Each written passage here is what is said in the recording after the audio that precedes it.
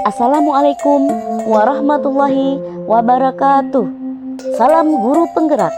Perkenalkan, saya Mayuniarti dari SMK Negeri 6 Padang, Provinsi Sumatera Barat, CGP Angkatan 9. Adapun video saya kali ini yaitu untuk memenuhi tugas 1.1A8 tentang koneksi antar materi, kesimpulan dan refleksi modul 1.1. Sebelum kita masuk pada kesimpulan dan refleksi modul 1.1 ini, mari kita lihat sebentar kerangka pembelajaran modul 1.1 yang telah kita lalui. Pertama, mulai dari diri.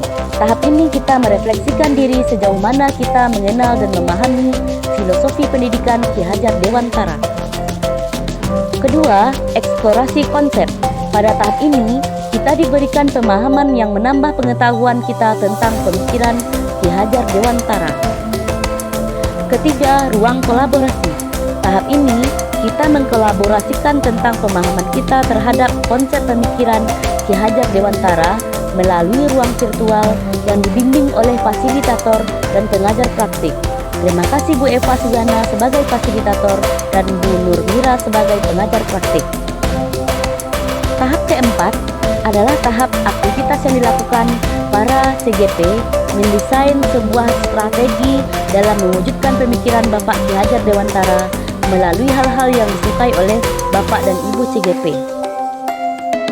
Tahap selanjutnya adalah elaborasi pemahaman, yaitu pemberian materi untuk menguatkan materi modul 1.1 yang disampaikan secara virtual oleh pemateri.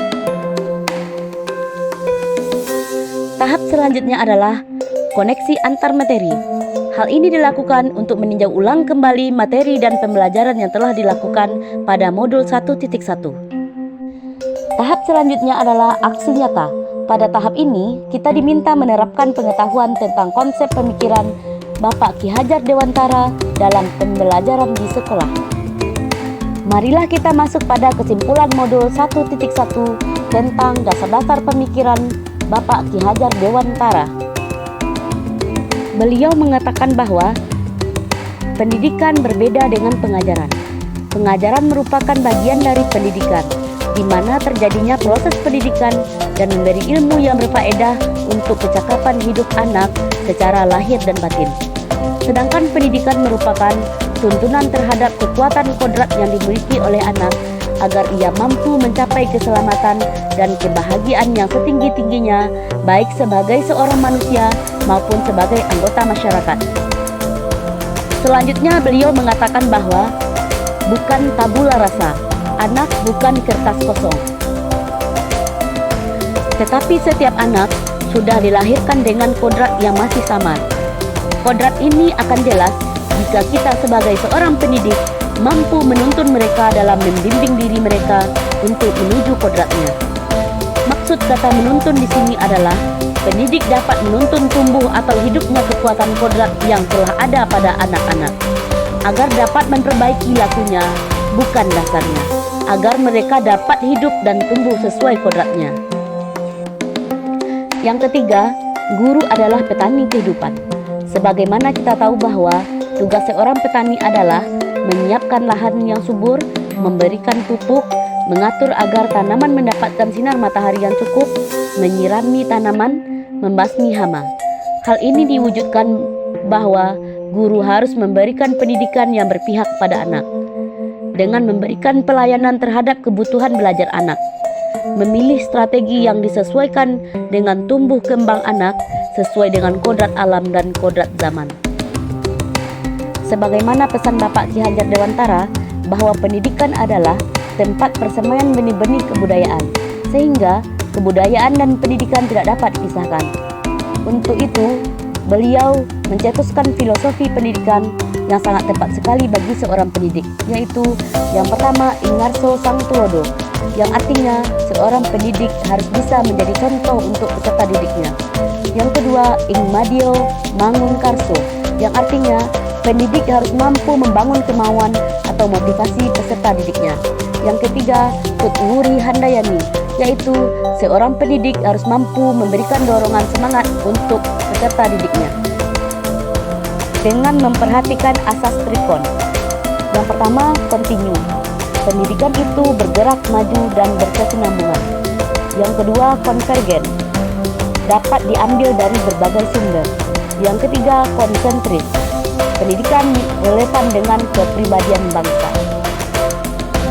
Adapun refleksi diri terkait modul 1.1 adalah dipandu oleh 3 pertanyaan. Yang pertama, apa yang Anda percaya tentang murid dan pembelajaran di kelas sebelum mempelajari modul 1.1? Yang kedua, apa yang berubah dari pemikiran atau perilaku Anda setelah mempelajari modul 1.1 ini? Yang ketiga, apa yang dapat segera Anda terapkan lebih baik agar kelas Anda mencerminkan pemikiran Bapak Ki Hajar Dewantara?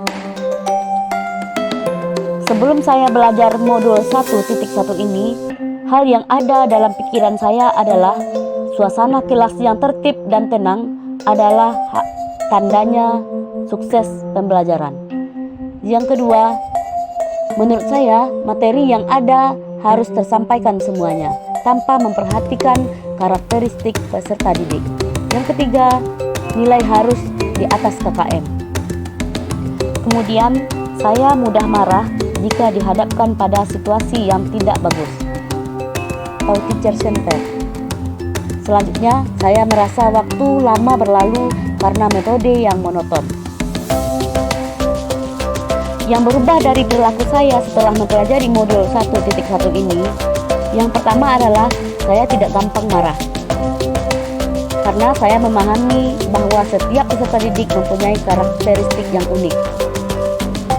Yang kedua, saya tidak hanya mementingkan hasil, tetapi juga memberikan proses yang bahagia kepada peserta didik saya dalam belajar. Yang ketiga, student center, yaitu saya lebih banyak memberikan aktivitas pembelajaran kepada peserta didik saya. Kemudian, untuk menjawab pertanyaan yang ketiga, apa yang dapat segera Anda terapkan lebih baik agar kelas Anda mencerminkan pemikiran PhD? Maka untuk menjawab pertanyaan ini, saya akan merancang dan mengemas pembelajaran yang saya lakukan menjadi lebih menarik dengan menerapkan metode dan media yang variatif. Yang kedua, saya akan memberikan kebebasan kepada peserta didik saya untuk menyelesaikan tugas sesuai dengan kreativitasnya masing-masing. Demikianlah video saya kali ini, semoga ada manfaatnya. Assalamualaikum warahmatullahi wabarakatuh. Salam guru penggerak, tetap semangat dan selalu bahagia.